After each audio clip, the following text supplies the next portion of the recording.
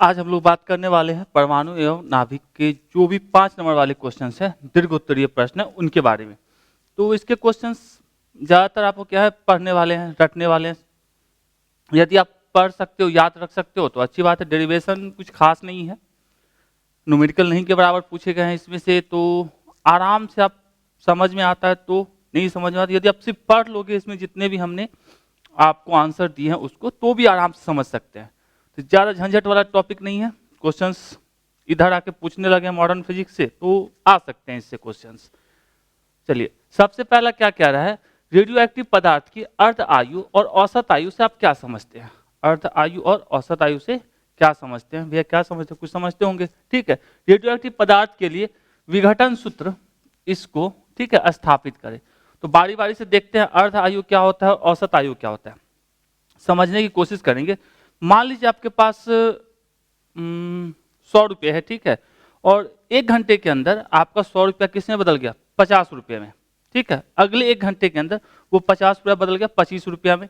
तो ये जो 1 घंटा है वो उसको कहा जाता है उसका अर्धायु, मतलब उतने समय में अब इनिशियल जो शुरुआत में था उसका आधा बचेगा, तो क्या बोले अर्धायु। औसत आयु का मतलब है जितने भी हमारे पास एटम या न्यूक्लियस है, ठीक है, उसका टोटल लाइफ को जोड़ दीजिए, पूरा उनका जीवन काल को जोड़ दीजिए और जितने भी हैं उससे भाग दे दीजिए, तो वो आपका क्या क्या लगेगा। जैसे मैथ में निकालते हैं औसत, सेम कहानी यहाँ भी है। ठीक, चलिए शुरू किया जाए कार्यक्रम को।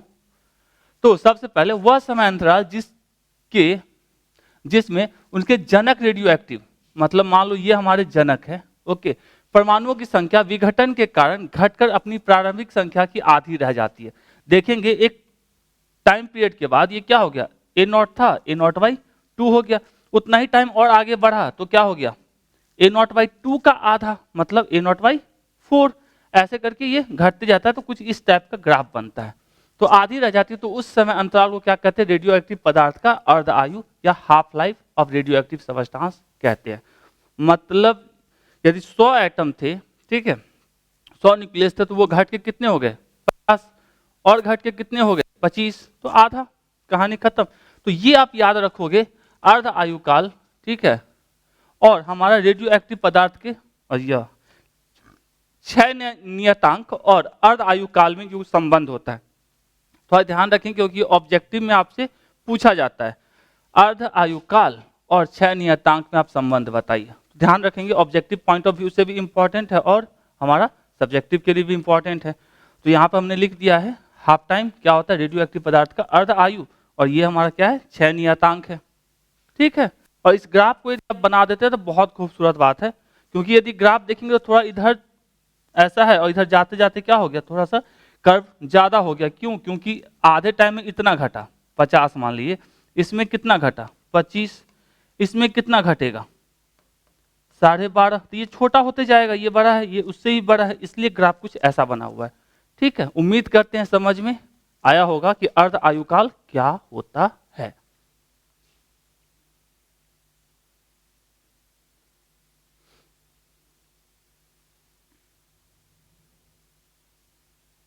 नेक्स्ट हमारा है माध्य आयु या औसत आयु, मीन लाइफ या एवरेज लाइफ, दोनों में से कुछ भी देके पूछेगा तो एक ही बात है।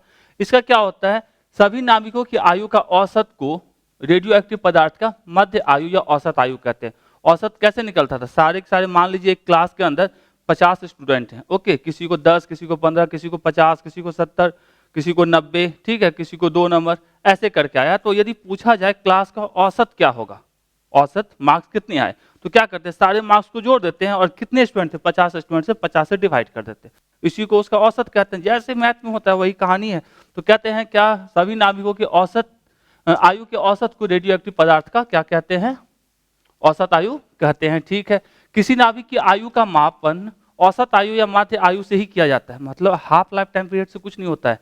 किसी का भी नाभिक का आयु क्या होगी वो किससे पता चलता है, उसके औसत आयु या माध्य आयु से रूप में किया जाता है। जैसे मान लीजिए बिस्मथ लेते हैं इस 209 को, ठीक है, इसका माध्य आयु या औसत आयु कितना होता है 4.69 घंटे, जबकि इसका अर्ध आयु काल कितना होता है 3.25, मतलब इतने में ये आधा हो जाएगा। लेकिन औसत आयु इसका यदि आयु की बात करेंगे तो 4.69 घंटे हो गए।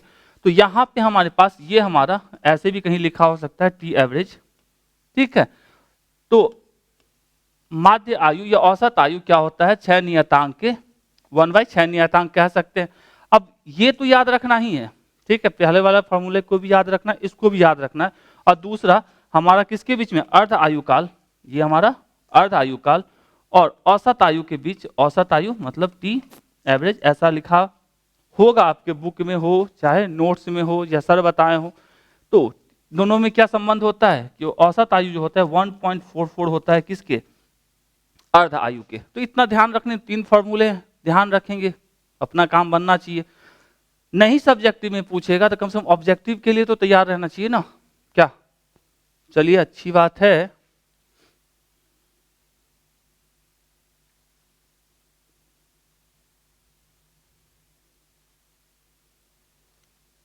चलिए नेक्स्ट की बात करते हैं। हमको अगले पार्ट में दिया हुआ था कि इसको प्रूफ करना था, याद होगा जब क्वेश्चन लिखा गया था उसका सेकंड पार्ट में यही था प्रूफ करने के लिए। तो थोड़ा सा बातों को कुछ लिख लेते हैं। पहले हमारा एन नॉट क्या है, जीरो समय में, मतलब T equals to zero time पे हमारे पास, मतलब ये समझ लीजिए शुरुआत में, प्रारंभ में उसके पास कितना एटम या न्यूक्लियस था, वो हमारा एन नॉट से हमने उसको लिखा। तो मौजूद रेडियोधर्मी नाभिकों की संख्या। दूसरा हमारा एन, एन किस टाइम पे, जब हमारा टी की वैल्यू कितनी, समय टी के ऊपर हमारे पास मान लो 1 घंटे के बाद बोला गया टी इक्वल्स टू 1 आवर, तो अब कितना बचा है उसके पास, तो वो हमारा क्या हो गए, एन हो गए। और डी एन का मतलब क्या, डी टी, मतलब डी टी टाइम पे कितना का विघटन हुआ, तो डी एन का विघटन हुआ, तो कह सकते हैं डी टी समय के में विघटित हुए रेडियोधर्मिक नाभिकों की संख्या। अब रेडियोधर्मी या रेडियो सक्रियता नियम के अनुसार हम लोग क्या जानते हैं कि d N by d T directly proportional होता है, समानुपाती होता है एन के। अब प्रोपोर्शनल साइन है तो इसको हटा के कांस्टेंट लगा दिए, ठीक है, 6 नियतांक लगा दिए। अब थोड़ा दायां बायां कर लेते हैं, इसको इधर लेके चले आए और इस वाले को इस साइड लेके चले आए, तो d N by N equals to इतना। अब चूंकि ये डिफरेंशियल फॉर्म है, छोटे फॉर्म है, तो अब हमको कंप्लीट चाहिए, आंसर में हमको क्या चाहिए, एन चाहिए ना, तो इसको क्या करना पड़ेगा, इंटीग्रेट करना पड़ेगा। तो इंटीग्रेशन किए, इंटीग्रेशन ऐसे ही करते हैं, तो इसको लिखना चाहते तो ऐसे भी लिख सकते हैं ना, integration of 1 by N d N. तो 1 बाई एन का इंटीग्रेशन क्या होता है, 1 बाई एक्स का इंटीग्रेशन क्या होता है, लॉग एक्स, तो 1 बाई एन का लॉग एन, तो वही कहानी यहाँ पे 1 बाई एन का, ठीक है। और डी टी का इंटीग्रेशन क्या होता है, टी होता है ना, और साथ में कांस्टेंट भी लगाना पड़ता है, तो माइनस का माइनस, ठीक है, और एक कांस्टेंट लगाए सी। सी क्यों लगा, क्योंकि ये इनडेफिनिट इंटीग्रेशन है, मैथ वाले को अच्छे से पता होगा इनडेफिनिट और डेफिनिट इंटीग्रेशन क्या होता है, ठीक। इसको हमने इक्वेशन नंबर 2 मान लिया। अब मान लिया कि t इक्वल्स टू 0 पे, समय t इक्वल्स टू 0 पे, यदि t इक्वल्स टू 0 रहेगा तो हमारे पास क्या मिलेगा, t इक्वल्स टू 0 पे n की वैल्यू कितनी मिली है, n नॉट मिली है, तो इसी को हमने लिख दिया n equals to n naught. तो हमारे पास क्या मिलेगा, अब इसके अंदर n की वैल्यू t इक्वल्स टू 0 डालेंगे तो n की वैल्यू कितनी होगी, n नॉट, वही चीज यहां लिख दी है, ये 0, तो ये पूरा बंदा क्या हो गया 0, तो c बराबर कितना हो गया दिस। अब इस वाले को उठा के किस में, समीकरण 2 के अंदर डाल देते हैं। समीकरण 2 से लेफ्ट हैंड साइड हमारा ऐसा ही था, राइट में c के जगह पे, जो c हमारा है इसके जगह पे हमने इसको यहां से उठा के रख दिया। अब ये चूंकि माइनस है, ये हमारा प्लस है, ये इस साइड आएगा तो माइनस में होगा, तो इसको ऐसा लिखा जा सकता है। अब लॉग की प्रॉपर्टीज आप जानते होंगे थोड़ा बहुत, तो लॉग की प्रॉपर्टी के हिसाब से जब माइनस होता है तो उसको डिवीजन में लिखा जाता है, या डिवीजन में तो उसको माइनस में लिखा जाता है।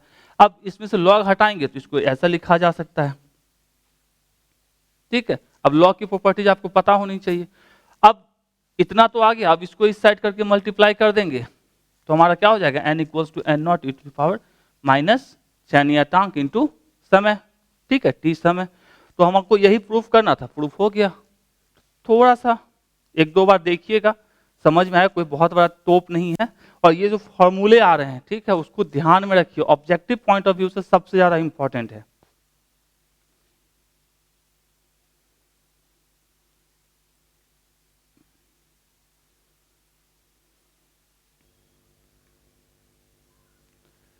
चलिए नेक्स्ट में हमसे 2018 के अंदर एक न्यूमेरिकल पूछा है, ठीक है, समझने की कोशिश करेंगे। न्यूमेरिकल है, थोड़ा सा हो सकता है आप पढ़े हो नहीं पढ़े हो।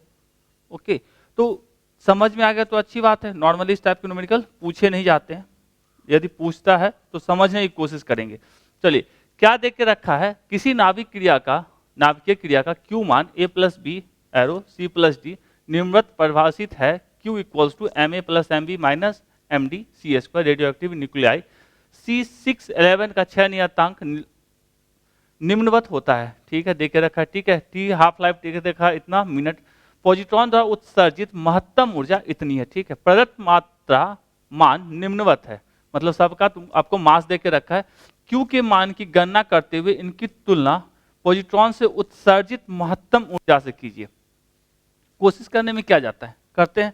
जो हमको देके रखा है Q, देखिए Q होता क्या है, इनपुट माइनस आउटपुट इंटू सी स्क्वायर। देखेंगे यदि इसको सही तरीके से लिखता तो ऐसे लिखता M A plus M B minus M C minus M D, क्योंकि सी और डी आउटपुट में है। तो उसी चीज को हम यहां लिखते हैं। हमारे पास इक्वेशन में क्या देके रखा है, C611 B511 plus E plus V, ऐसा देके रखा था। इनपुट में हमारे पास क्या है, ये है हमारे पास इनपुट में, तो हमने लिखा जैसे हमारा देख के रखा है MA लिख लिए। आउटपुट में क्या है, ये वाला बहादुर है तो इसको यहां लिखा, और ये है तो ये तो एनर्जी हमारा लिख लिए। अब इसको हमको मास में लेना है, तो उसके लिए हमको क्या करना पड़ेगा, इसका मास तो लिखे और इसमें जितने भी इलेक्ट्रॉन्स है मतलब एटॉमिक नंबर है, ओके, उसके से 6 Me माइनस कर लिए। सेम कहानी इसके साथ, माइनस का माइनस ब्रैकेट के अंदर दिस का मास ये, और माइनस इसमें कितने हैं 5 है, तो माइनस 5E, और जो हमारा ये था दिस। अब इसको ब्रैकेट खोल देते हैं, ये प्लस है ये माइनस है, ये माइनस इसको माइनस कर देगा और ये माइनस मिलकर इसको प्लस कर देगा। तो अब क्या बच गया 5 Me माइनस 6 Me, तो माइनस Me एक बच गया यहाँ से, और यहाँ से पहले से एक Me है, तो क्या बचेगा -2 Me। तो इसको हम इतना लिख सकते हैं। अब यहाँ देखेंगे यहाँ C स्क्वायर है, ओके, और चूंकि इसमें जो मास दिया गया है वो AMU के टर्म में दिया है, U लिखा है ना, मतलब AMU के टर्म में दिया है। तो सबको हम एक साथ यदि मेगा इलेक्ट्रॉन वोल्ट में कन्वर्ट करना चाहेंगे तो उसके लिए हमको इतने से मल्टीप्लाई करना पड़ेगा। कर लेंगे, एक लाइन में हमारा मेगा इलेक्ट्रॉन वोल्ट में कन्वर्ट हो जाएगा। तो अब सब की वैल्यू यहाँ आ गई। अब इसकी वैल्यू देख के रखिए, कहाँ भैया, ये देख के रखा है तो इसको लिख लिए, इसकी वैल्यू यहाँ लिख लिए, और इलेक्ट्रॉन के लिए यहाँ देख के रखा है तो इलेक्ट्रॉन की यहाँ लिख लिए। और जब सबको आप कैलकुलेट करोगे तो आपकी वैल्यू ब्रैकेट के अंदर वाली की है, बाहर वाला ये आपका आ जाएगा 0.962 मेगा इलेक्ट्रॉन वोल्ट। तो क्या 0.962 कहाँ गया भैया, 0.960 के इक्विवेलेंट आसपास है क्या, बिल्कुल है। तो हम कह सकते हैं क्या है, ये तुलनात्मक रूप से ये एक दूसरे के लगभग बराबर है। तो यही बोला गया था। थोड़ा सा फिर से देखिएगा, समझ में आना चाहिए, क्योंकि अभी है, थोड़ा सा समझने की कोशिश कर सकते हैं। सिंपल सा है, जितना इनपुट उसको प्लस में और जो भी आउटपुट है उसको माइनस में। जैसे हमको MA प्लस MB माइनस में क्या दिया है MDO, क्योंकि MD हमारा क्या है आउटपुट में है। C भी लिखना चाहिए था, नहीं लिखा है, उसका प्रॉब्लम है। ओके,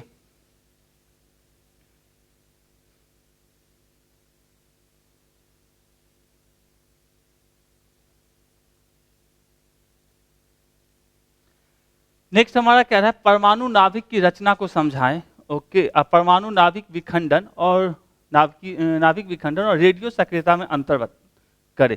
तो नाभिक की रचना हमको कैसे पता, रदरफोर्ड के एक्सपेरिमेंट से, आप लोग पढ़े होंगे रदरफोर्ड का एक्सपेरिमेंट। चलिए पहले नाभिक की रचना को समझते हैं। नाभिक की आधुनिक अवधारणा सबसे पहले किसने दी थी, रदरफोर्ड ने 1991 में प्रतिपादित की थी। उन्होंने क्या कहा था वो आप पढ़ चुके हैं, ठीक है। रदरफोर्ड के अल्फा कण प्रकीर्णन के अध्ययन के पश्चात यह स्पष्ट हुआ कि परमाणु का सारा धनात्मक आवेश तथा लगभग सारा द्रव्यमान एक छोटे से भाग में केंद्रित होता है, जिसे क्या कहते हैं, ये जो सेंटर वाला पार्ट है उसको क्या कहते हैं, नाभिक कहते हैं।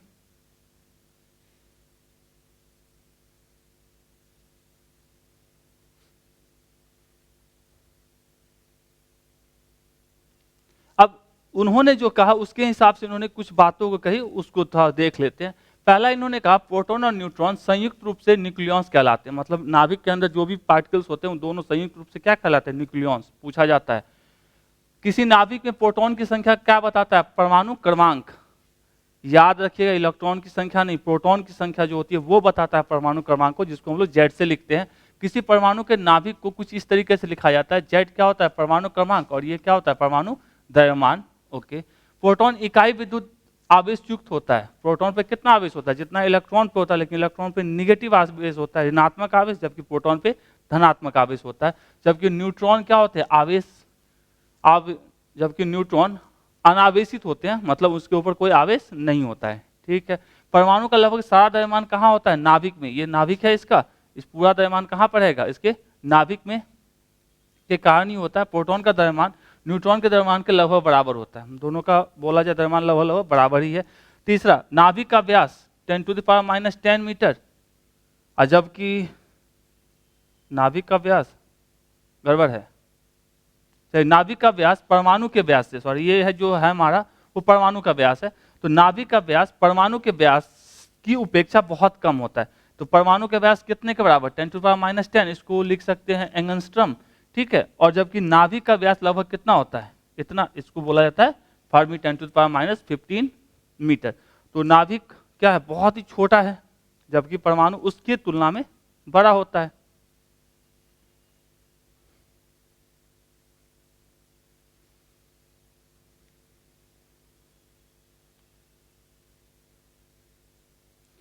अब समझते हैं रेडियो सक्रियता और परमाणु नाभिक विखंडन में, जो अपना इसका सेकंड पार्ट था।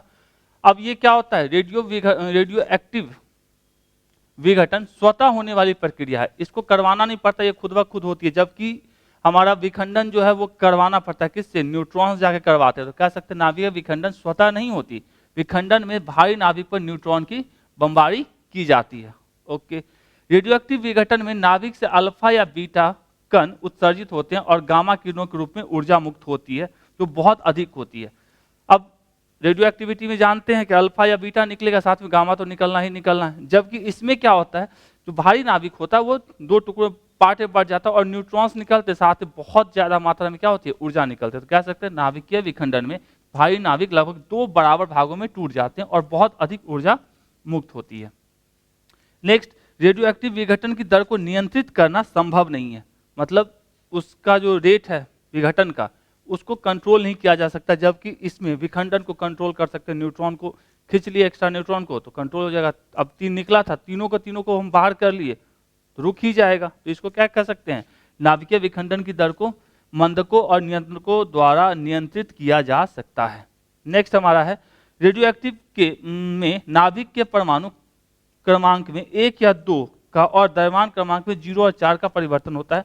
पढ़े हैं 2 मार्क्स में भी और ऑब्जेक्टिव के अंदर भी, अल्फा निकलता तो क्या फर्क पड़ता है, बीटा निकलता तो क्या फर्क पड़ता है।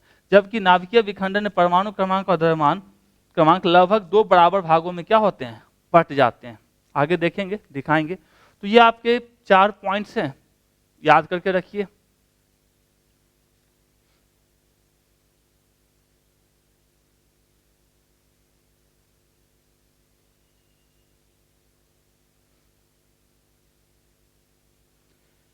कह रहे हैं नाभिकीय बल के कम से कम 4 गुण लिखिए और नाभिकीय विखंडन को समझाएं।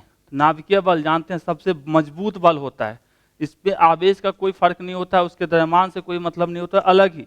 प्रकृति में नॉर्मली कितने बल पाए जाते हैं, 4 टाइप के, सुना होगा आपने। ठीक है, तो उसमें एक हमारा ये भी होता है और सबसे मजबूत होता है।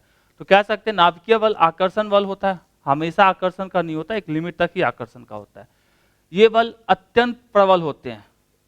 ठीक है, एक स्ट्रॉन्ग न्यूक्लियर फोर्स होता है, एक वीक न्यूक्लियर फोर्स होता है, तो स्ट्रॉन्ग तो कुछ ज्यादा ही होता है। ओके, ये वैद्युत बल नहीं है, मतलब ये है कि ये प्रोटॉन पॉजिटिव और ये पॉजिटिव एक दूसरे को आकर्षित भी कर सकते हैं, आकर्षित ही करते हैं नॉर्मली।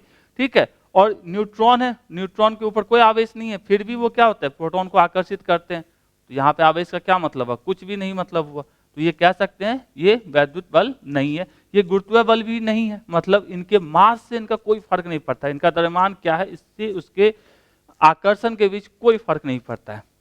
तो ये बल आवेश पर किसी प्रकार भी निर्भर नहीं करते, भैया नहीं निर्भर करते इसलिए तो वैद्युत बल नहीं है। ये बल अत्यंत लघु परास या शॉर्ट रेंज के लिए होते हैं, मतलब ये चूंकि यहाँ पे सारे के सारे लोग एक दूसरे के बहुत ही पास हैं, इसके कारण ये बल आता है। इस रेंज में हमारा ना गुरुत्वाकर्षण काम करता है ना ही वैद्युत बल काम करता है। ठीक है, तो इतने पॉइंट्स को ध्यान में रखेंगे। किसके बारे में? नाभिकीय बल के बारे में।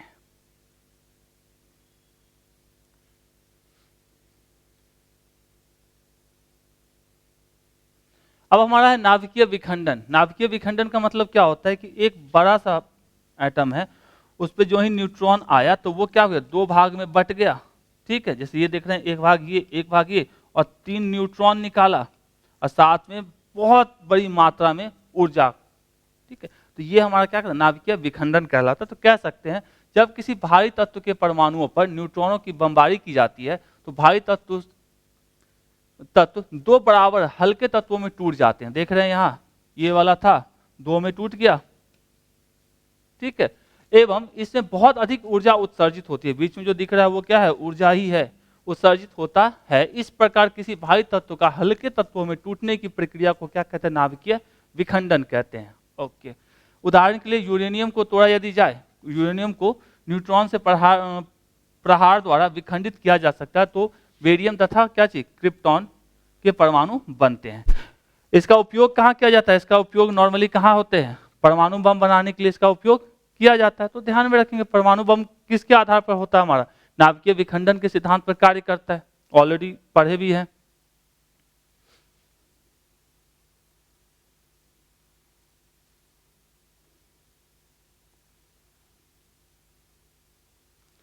अब नाभिकीय विखंडन के समीकरण को थोड़ा समझते हैं। ठीक है, हमने किसको लिया, यूरेनियम 92 235 को।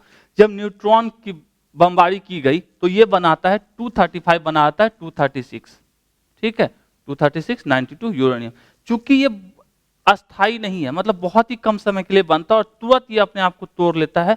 किसमें, बी और के में। देख रहे हैं यहाँ पे न्यूट्रॉन गया, ठीक है, और ये टूट गया किसमें, इन दोनों में टूट गया। और बहुत बड़ी मात्रा में क्या होती है, ऊर्जा निकलती है, साथ में 3 न्यूट्रॉन्स भी निकलते हैं। ऊर्जा तो निकली, साथ में 3 न्यूट्रॉन्स भी निकलते हैं। तो इसी बात को लिख दिए, जब एक न्यूट्रॉन यूरेनियम से टकराता है तो यूरेनियम इसको अवशोषित कर लेता है और एक आइसोटोप U36 बनाता है। ये बना दिया, परंतु यह अत्यंत अस्थायी होती है, मतलब ये बहुत ही कम समय के लिए होता है, जिस कारण यह 2 खंडों में विखंडित हो जाता है और साथ ही न्यूट्रॉन तथा ऊर्जा का भी उत्सर्जन होता है। देख रहे हैं यहाँ पे 2 पार्ट में बट गया, न्यूट्रॉन भी निकला और ऊर्जा भी निकली, एनर्जी भी निकली।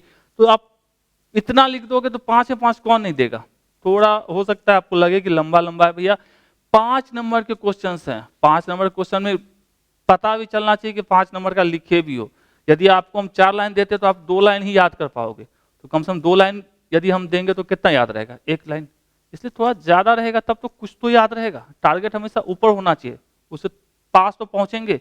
और टारगेट ही यहां बना के रखो तो पहुंचे कहां, उसके नीचे।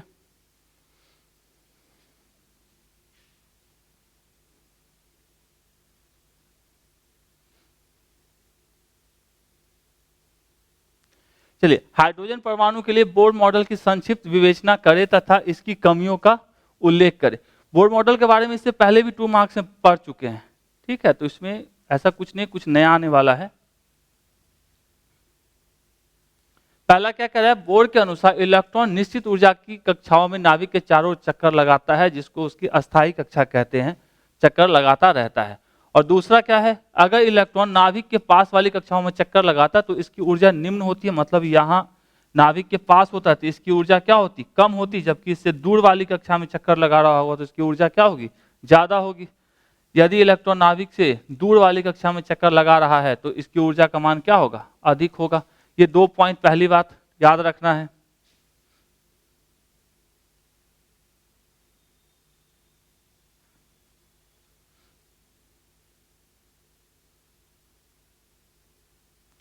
और आगे बात करें, बोर के अनुसार इलेक्ट्रॉन केवल उन्हीं कक्षाओं में चक्कर लगाते हैं जिसमें इलेक्ट्रॉन का कोणीय संवेग h/2π का क्या होगा, पूर्ण गुणज होगा। याद होगा h/2π, इससे पहले भी लिखे थे, कोणीय संवेग क्या होता है h/2π × n। 2 मार्क्स वाले भी हम बात कर चुके हैं। नेक्स्ट बात है, उच्च कक्षा से निम्न कक्षा में जाते समय इलेक्ट्रॉन क्या करता है, ऊर्जा उत्सर्जित करता है।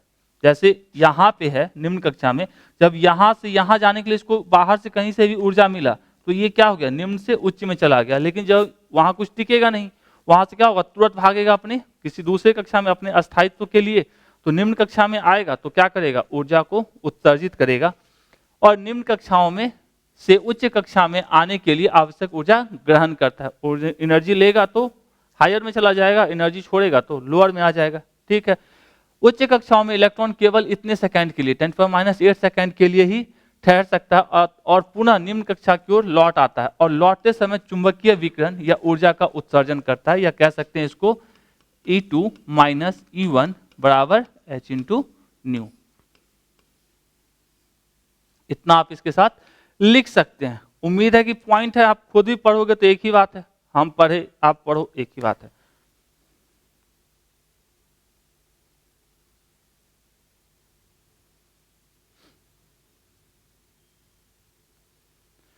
बोर के परमाणु मॉडल की कमियों की बात करें तो कुछ कमियां हैं, इससे पहले भी 2 मार्क्स में भी कमियों की बात कर चुके हैं। सबसे पहले बोर का मॉडल एक से अधिक इलेक्ट्रॉन वाले परमाणु के स्पेक्ट्रम को समझाने में विफल रहा है। दूसरा, बोर का मॉडल इलेक्ट्रॉन के द्वैत व्यवहार मतलब कण और तरंग की व्याख्या नहीं कर पाया था। जब ये जीवन प्रभाव और दूसरा कहाँ गया भैया, स्टार्क प्रभाव। ठीक है, जो स्पेक्ट्रल लाइंस होती हैं वो क्यों स्प्लिट कर जाती है चुंबकीय क्षेत्र में, स्पेक्ट्रमी रेखाओं के विपाटन को ये या किसमें कह सकते हैं, कहाँ गया एक और, विद्युत क्षेत्र के अंदर भी जो स्पेक्ट्रम लाइंस होती है उसके स्प्लिटिंग को ये नहीं बताता है, विपाटन को नहीं बताता है। यह स्पष्ट नहीं करता कि इलेक्ट्रॉन की कक्षाओं को गोलाकार क्यों लिया जाता है जबकि अंडाकार कक्षा भी संभव है। इन्होंने क्या माना, गोलाकार। कैसे, क्योंकि इन्होंने रेडियस निकाला था, ठीक है, उसकी त्रिज्या निकाली थी, आगे हम लोग यूज करेंगे। तो हमेशा इन्होंने गोल ही मान के रखा है, तो भैया अंडाकार भी संभव है तो गोल ही क्यों माना, इसका कोई इन्होंने एक्सप्लेन नहीं किया।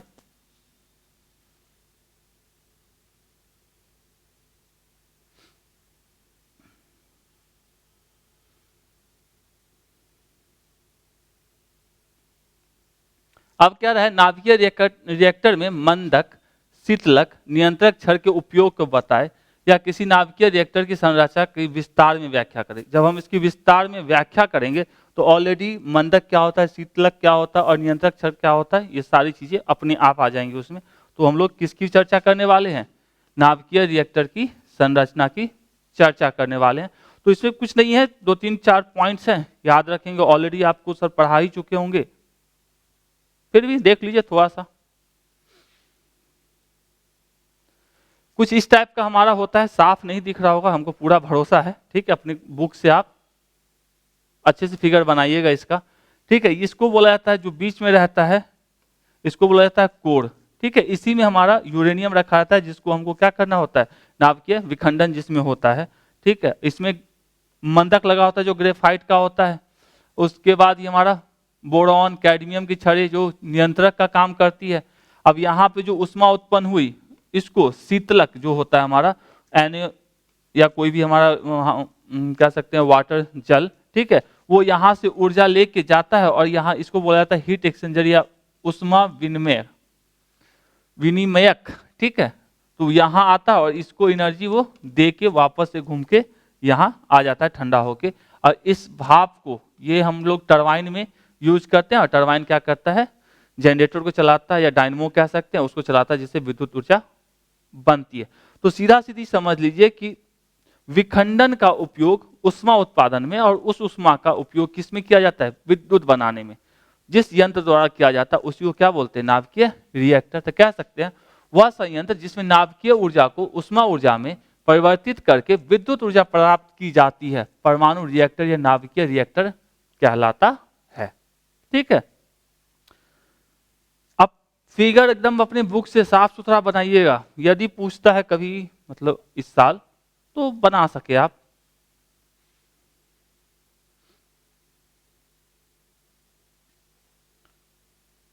चलिए, परमाणु रिएक्टर के प्रमुख भाग कौन कौन से उनकी बात करते हैं जो अभी फिगर में हमने देखा है।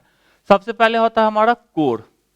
कोर का मतलब क्या होता है, जहां पे विखंडन की क्रिया होती है और उष्मा उत्पन्न होती है उसी को क्या कहते हैं, कोर कहते हैं।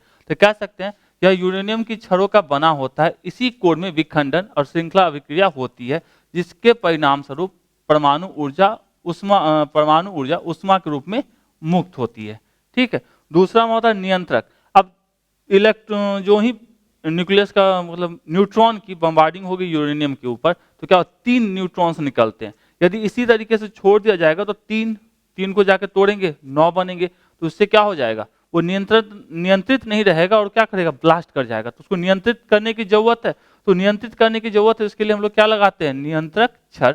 नियंत्रित छड़ लंबी धातु की बनी छड़ होती है, जिसमें कैडमियम और बोरॉन जैसे तत्व क्या होते हैं।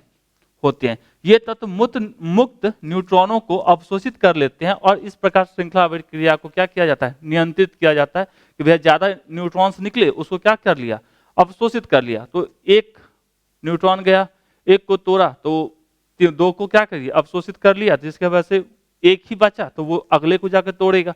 ये नियंत्रण में रहेगा हमारा कहानी। उसके बाद हमारा होता है मंदक। मंदक का काम होता है जो न्यूट्रॉन्स निकले उसको स्लो करना, मतलब उसकी गति को कम करना। तो कह सकते हैं मंदकों की सहायता से न्यूट्रॉन की गति को नियंत्रित रखा जाता है, इससे वांछित परिणाम प्राप्त हो सके। ग्रेफाइट और भारी जल का उपयोग किसके रूप में किया जाता है, मंदक के रूप में किया जाता है। तो ये 3 चीज है, और भी अभी आगे हैं।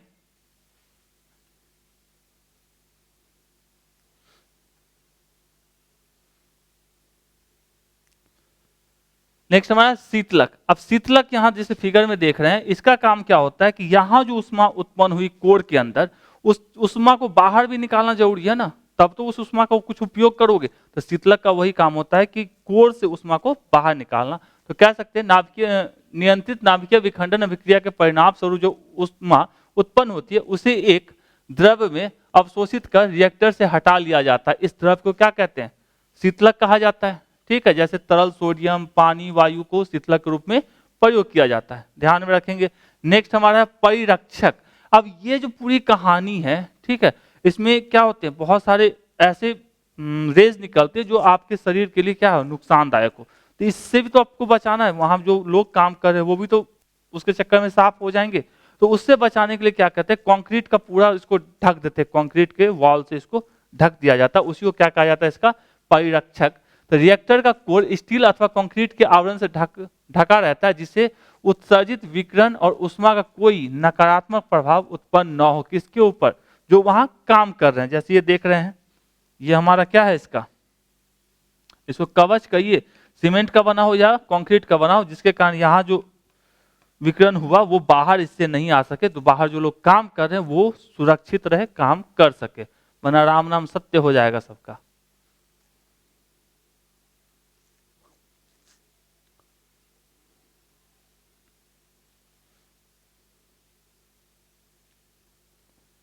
चलिए नेक्स्ट, ये हो गया हमारा। नेक्स्ट हमारा क्या, रेडियो एक्टिविटी को परिभाषित करें। अल्फा, बीटा तथा गामा किरणों की प्रकृति, गुण तथा अंतर को स्पष्ट कीजिए। ठीक है, तो रेडियो एक्टिविटी क्या होती है, स्वतः होने वाली घटना है। इसमें हमारा अल्फा, बीटा और गामा निकलते हैं, ये पता है हमको। अल्फा निकलेगा तो बीटा नहीं निकलेगा, ओके, जब बीटा निकलेगा तो अल्फा नहीं निकलेगा, लेकिन गामा हमेशा निकलेगा। उसके और क्या होते हैं, अल्फा के गुण। अल्फा के गुण में हमारे होते हैं कि भैया ये मैग्नेटिक फील्ड, चुंबकीय क्षेत्र और विद्युतीय क्षेत्र के कारण क्या होते हैं, अपनी पथ से भ्रमित हो जाते हैं, मतलब पथ से अपने पथ को बदल लेते हैं। ठीक है, जबकि गामा के केस में ऐसा नहीं होता, अल्फा बीटा केस में होता है। यही सब चीजों को क्या करना है, लिख देना। ऑलरेडी 2 मार्क्स में भी ये सब चीजें देखें। तो रेडियो एक्टिविटी का मतलब क्या होता है, ऐसी पदार्थ या तत्व जो स्वतः ही विखंडित होकर विकिरणों का उत्सर्जन करते हैं, रेडियो एक्टिव पदार्थ कहलाते हैं। और इस पदार्थों का यह गुण क्या कहलाता है, रेडियो एक्टिविटी कहलाता है। मतलब स्वतः ही विखंडित होते रहते हैं और छोटे छोटे बनते जाते हैं। ठीक है, इस उत्सर्जित किरणों को रेडियो एक्टिव किरणें या वैकुल किरणें कहते हैं। जैसे हमारे रेडियो एक्टिव एलिमेंट की बात की जाए, ठीक है, रेडियो एक्टिव पदार्थ की, तो जैसे यूरेनियम हो गया, रेडियम हो गया, प्लूटोनियम हो गया, ये सब क्या है, रेडियो एक्टिव पदार्थ है, नाम याद रखिएगा।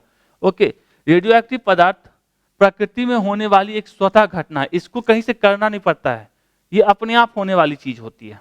ठीक है, और इसमें हमारा क्या होता है, अल्फा बीटा गामा किरणों का उत्सर्जन होता है। ऑलरेडी जानते हैं, पढ़ पढ़ के तो थक गए। अल्फा क्या होता है, चूंकि धन आवेशित होता है इसके लिए ये निगेटिव प्लेट की तरफ गया। बीटा क्या होता है, ऋण आवेशित होता है इसलिए पॉजिटिव की तरफ गया। और गामा के ऊपर कोई आवेश नहीं होता है, इसलिए चुंबकीय क्षेत्र या विद्युत क्षेत्र का गामा किरणों के ऊपर कोई प्रभाव नहीं पड़ता, वो क्या होगा, सीधे निकल जाएगा। आप इतना लिख दीजिए, ये फिगर छोटा सा बना दीजिए, कहानी खत्म। किसकी, रेडियो एक्टिविटी की।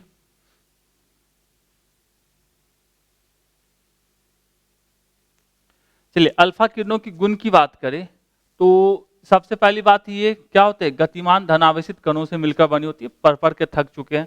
इस पे क्या होता है, हाइड्रोजन परमाणु के 4 गुना क्या होता है, द्रव्यमान होता है। इसकी वेधन क्षमता कम होती है, पता है किससे, बीटा और गामा से। और ये क्या करते हैं, गैसों को आयनीकृत कर देते हैं, इसलिए इसकी आयनीकृत करने की क्षमता या आयनन क्षमता क्या होती है, बहुत अधिक होती है।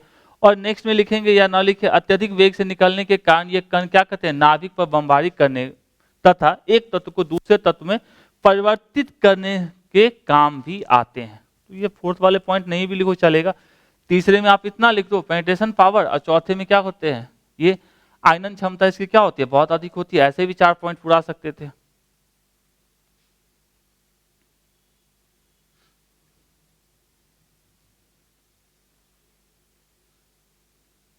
नेक्स्ट हमारा किसके लिए, बीटा किरणों के लिए। ये हम जानते हैं ऋण आवेशित कण होते हैं, ओके। इन कणों पर इलेक्ट्रॉन के आवेश के बराबर आवेश होता है, ये भी पता है, ऑलरेडी से पहले पढ़ चुके हैं। इनकी वेधन क्षमता अल्फा से ज्यादा और गामा से कम होती है, और आयनन क्षमता अल्फा कणों से क्या होती है, अपेक्षा कम होती है। और ये क्या होते हैं, फोटोग्राफिक प्लेट को प्रभावित करते हैं। 4 पॉइंट है, ये रटना ही पड़ेगा, क्या कर सकते हैं इसको।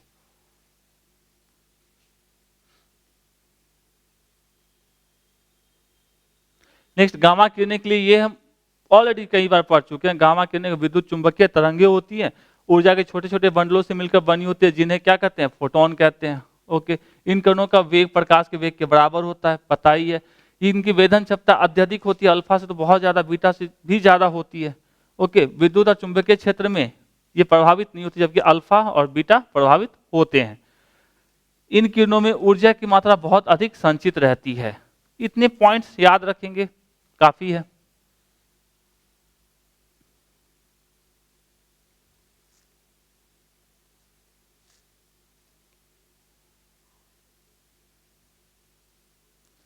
नेक्स्ट हमारा क्या रहा है, हाइड्रोजन समान परमाणुओं के स्पेक्ट्रम की व्याख्या के लिए बोर की मान्यताओं को बताएं तथा किसी परमाणु की nth अस्थायी कक्षा में घूमने वाले इलेक्ट्रॉन की कुल ऊर्जा का व्यंजक प्राप्त करें।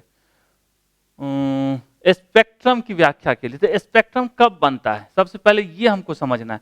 जैसे देखिए, यदि ये हमारा क्या है, नाभिक है, मान लिए ये इसका पहली कक्षा है, मान लो एक कक्षा है, और ये हमारी दूसरी कक्षा है। तो इलेक्ट्रॉन मान लो यहाँ है, इसको जब ऊर्जा मिलेगी तो ये फुदक के कहाँ चल जाएगा, यहाँ चला जाएगा। लेकिन यहाँ वो रुकेगा नहीं, वो क्या करेगा, क्या करेगा, ऊर्जा को छोड़ेगा और वापस से अपनी अस्थायी कक्षा में पहुंच जाएगा। तो जब ये यहां से वापस अपनी अस्थायी कक्षा में आएगा तो एनर्जी को रिलीज करेगा। तो इसी के कारण क्या होता है, स्पेक्ट्रम लाइंस बनती हैं, ठीक है। इसी चीज को हम लोग देखेंगे। आप लोग याद हो 5 टाइप के स्पेक्ट्रम लाइंस बनते हैं हाइड्रोजन के, उसकी भी चर्चा करेंगे। हो सकता है इसका आंसर आपके क्वेश्चन बैंक में या गेस्ट पेपर में अलग मिले, ठीक है। लेकिन जो पूछा गया हम उसकी बात कर रहे हैं, मॉडल की बात नहीं कर रहे हैं, हम उसके स्पेक्ट्रम लाइंस की बात कर रहे हैं, ठीक है। यहाँ पूछा गया ना परमाणु के स्पेक्ट्रा की व्याख्या करें, ठीक है। बोर्स मॉडल के बारे में नहीं बोला जा रहा है।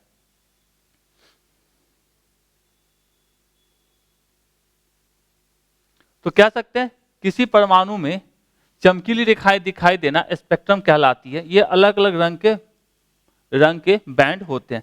जब इलेक्ट्रॉन वातावरण से ऊर्जा प्राप्त कर लेता है तो इस ऊर्जा का क्या करता है, यह उच्च कक्षाओं में पहुंच जाता है। उच्च कक्षाओं में परमाणु अस्थायी रहता है, मतलब वहां टिकने वाला नहीं है। इसलिए अस्थायित्व प्राप्त करने के लिए इलेक्ट्रॉन h न्यू ऊर्जा त्याग कर पुनः निम्न कक्षा में पहुंच जाता है। इलेक्ट्रॉन द्वारा त्यागी गई न्यू आवृत्ति विकिरण ऊर्जा उत्सर्जित करता है। अच्छा, इलेक्ट्रॉन द्वारा त्यागी गई ऊर्जा न्यू आवृत्ति विकिरण ऊर्जा उत्सर्जित करता है। यह विकिरण उत्सर्जन स्पेक्ट्रम के रूप में हमको क्या होता है, दिखाई पड़ता है। कहां गया भैया, दिखाई पड़ता है। अलग अलग कक्षाओं में इलेक्ट्रॉन के संक्रमण से अलग अलग रंग के स्पेक्ट्रम उत्पन्न होते हैं। मतलब यह है कि जब ये यहां से बहादुर यहां आया तो जो ऊर्जा निकली तो अलग अलग कक्षा से आएगा तो अलग अलग स्पेक्ट्रम बनाएगा। तो उसकी वैल्यू क्या होती है, E2 - E1 equals to H into nu. तो आप ये याद रख सकते हैं, ठीक है। तो ये कहानी है, भावनाओं को समझ सकते हैं। तो कहानी भी कुछ नहीं है, मतलब भावनाओं को सिर्फ समझना है कि भैया यदि लोअर एनर्जी स्टेट में है, ठीक है, निम्न कक्षा में है, तो उसको बाहर से कहीं से भी ऊर्जा मिलेगी तो हायर में चला जाएगा, उच्च कक्षा में चला जाएगा, लेकिन वहां टिकेगा नहीं, ठीक है। वो क्या करेगा, वहां से भागेगा कहाँ को, नीचे की ओर, मतलब अपने निम्न जहां अस्थायी था वहां के लिए।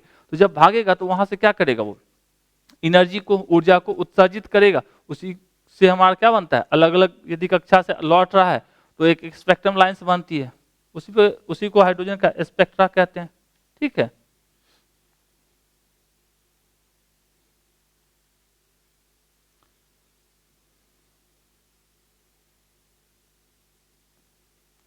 अब इसमें हमारे पास 5 श्रेणियां होती है स्पेक्ट्रम की, आपको पता होगा कि पढ़ के तो थक गए हैं।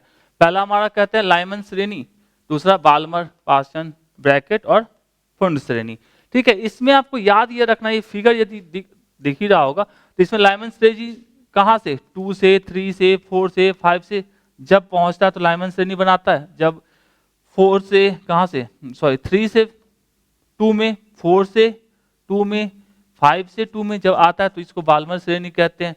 इसका नाम याद रखना और कौन से श्रेणी में पाया जाता है, जैसे हमारा लाइमन पाया जाता है पारावैगनी में, जबकि बाल्मर दृश्य क्षेत्र में, जबकि पार्सन अवरक्त में, जबकि ब्रैकेट भी अवरक्त क्षेत्र में, और फुंड भी हमारा किसमें पाया जाता है, अवरक्त भाग में। तो ये याद रखना जरूरी है क्योंकि ये ऑब्जेक्टिव में भी पूछा जाता है, और यदि आप लिखते हो इस फिगर को बना देते हो तो बल्ले बल्ले है। तो उम्मीद है ऑलरेडी सब पढ़े हुए हैं, कुछ नया नहीं है, ठीक है। तो समझने में आसानी होगी, फटाफट आप समझ सकते हैं।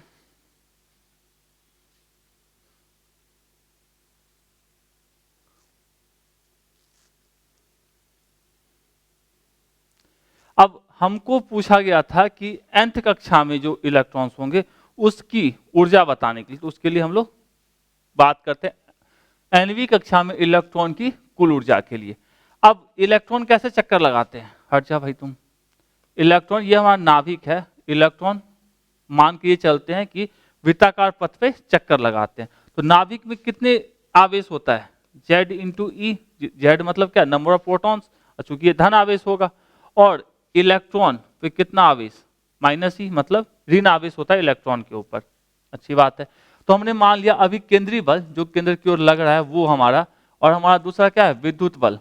ये हमारा अभी केंद्रीय बल, और ये हमारा क्या है, धन आवेश और ऋण आवेश, इसमें विद्युत बल, और ये हमारा क्या, अभी केंद्रीय बल। तो ये दोनों क्या होते हैं, उसको स्टेबल रखते हैं। ऐसा थोड़ी है कि कुछ देर के बाद अपनी कक्षा अपने आप बदल लेता है, नहीं ना बदलता है, जब तक उसको ऊर्जा नहीं मिलेगी कक्षा कैसे बदलेगा, ठीक है। तो वहां पे क्या होते हैं कि Fc और Fe एक दूसरे के बराबर होंगे, तो इसको हम लोग उपयोग करेंगे, Fc इक्वल्स टू Fe।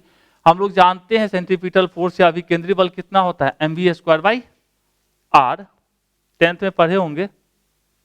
और विद्युत बल 1/4πε0 Q1 Q2/r² जानते हैं। तो यहाँ पे हमारा केंद्र पे क्या है, Ze, इलेक्ट्रॉन कितने से, E से घूम रहा है, तो एक आवेश ये और दूसरा आवेश ये, तो लिख सकते हैं Ze और दूसरा आवेश E, तो E/r²। तो यहाँ से हमने v² की वैल्यू निकाली, इसको इससे ये स्क्वायर साफ, और m इधर नीचे आ गया तो यहाँ m लिख दिए, यहाँ से r बचा तो r बचा।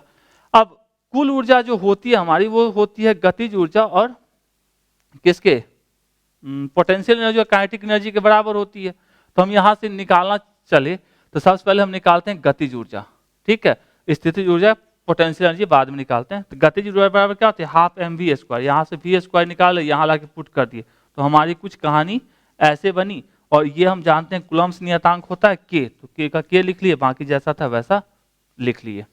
दाया बाया करके देखेंगे, ये m से m साफ हो गया, और कुछ कटने वाला था, नहीं कुछ कटने वाला था, बाकी सब जैसा था लिख लिए, ये हमारा आ गया। ओके, उसी तरह इलेक्ट्रॉन की स्थितिज ऊर्जा की बात करें, स्थितिज ऊर्जा क्या होता है, कभी पढ़े थे इलेक्ट्रोस्टैटिक्स के अंदर, 1/4πε0 Q1 Q2/r। Q1 कितना, Ze, और दूसरा इलेक्ट्रॉन पे आवेश था, माइनस रख दिए, बटे r, सबको सॉल्व किए, ये हमारा k के बराबर है, k का k लिखे, इस माइनस साइन को माइनस साइन। अब सवाल ये उठता है कि वहां पे माइनस लिए, यहाँ क्यों नहीं लिए, तो यहाँ ऑलरेडी हम इसको दिशा दे चुके हैं, ठीक है। और फोर्स जो होता है दिशा का वेक्टर क्वांटिटी होती है, तो उसके पास डायरेक्शन होता है। तो हम जब एक बार डायरेक्शन दे दिए उसको, तो दोबारा माइनस दे के क्या साबित करेंगे, कुछ नहीं। और यहाँ पे क्या होता है, स्थितिज ऊर्जा या कोई भी ऊर्जा जो होती है वो स्केलर होती है, अदिश राशि होती है, इसलिए यहाँ पे माइनस लगा दिए। जब सॉल्व करेंगे तो ये इतना आएगा, और देखने से क्या पता चलता है कि ये जो था इसका वो क्या है, 2 गुना हिस्सा है। तो कह सकते हैं ये बराबर होता है -2 काइनेटिक एनर्जी के। तो कह सकते हैं पोटेंशियल एनर्जी, हमारा जो स्थितिज ऊर्जा होती है वो 2 गुनी होती है किसके, गतिज ऊर्जा के। ये भी याद रखेंगे। अब कुल ऊर्जा बराबर क्या होती है, गतिज ऊर्जा प्लस स्थितिज ऊर्जा। तो इसको रख दिए यहाँ पे, दोनों की वैल्यू हमको पता है, यहाँ पुटिंग द वैल्यू, सॉल्व करेंगे हमारा इतना आ जाएगा। तो कुल एनर्जी बराबर कितना हो जाएगा ये, और ये कितने के बराबर होता है, ऋणात्मक होता है किसके, गतिज ऊर्जा के। तो इसको लिखा जाता है, यही है ना हमारा गतिज ऊर्जा, kZe²/2r माइनस kZe²/2r। तो kZe²/2r को क्या लिख सकते हैं, काइनेटिक एनर्जी, गतिज ऊर्जा, तो माइनस के ही लिख लिए। ठीक है, तो यहां तक हमने कुल ऊर्जा निकाल लिया। क्या ये खत्म हो गया, कहानी नहीं हुआ अभी खत्म। इसमें n कहां आया, अब n को लेके आना है, सवाल तो ये है ना।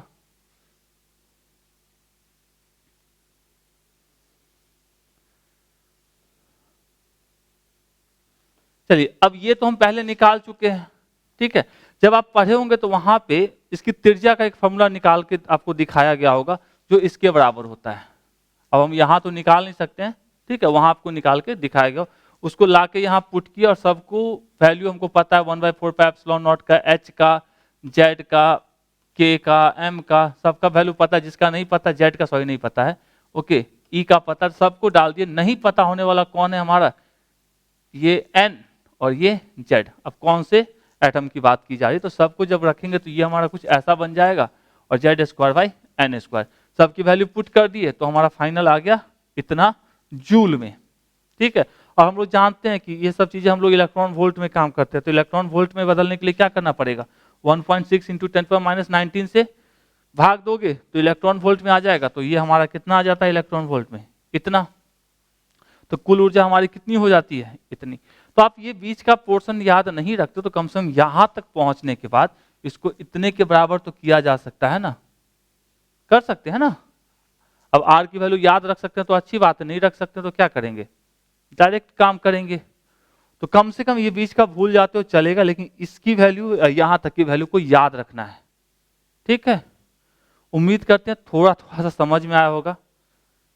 5 नंबर वाले क्वेश्चन इतने लंबे होते हैं कि आप लोग भी इंटरेस्ट दिखाते नहीं हो।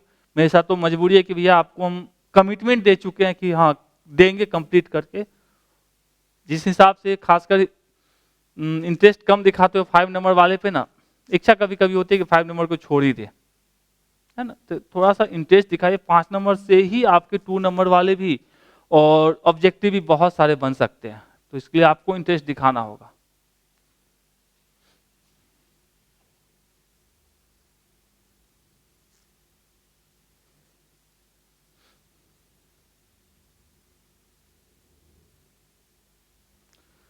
चलिए, थैंक्स फॉर वॉचिंग। चलो थैंक्स, खत्म हुआ बहादुर। तो आप लोग थोड़ा सा समझने की कोशिश कीजिएगा। हम अपनी समझ से आपको जितना अच्छा हो सकता है उतना अच्छा देने की कोशिश किए। थोड़ा स्पीड है, समझने में थोड़ा दिक्कत हो सकता है। यदि आप पढ़े हुए हैं तो बहुत अच्छे से समझ पाएंगे। नोट कीजिए और अच्छे से एग्जाम दीजिए। फिर मिलते हैं किसमें, नेक्स्ट वीडियो के अंदर। और अपने दोस्तों के साथ शेयर करना कंपलसरी है। Thank you.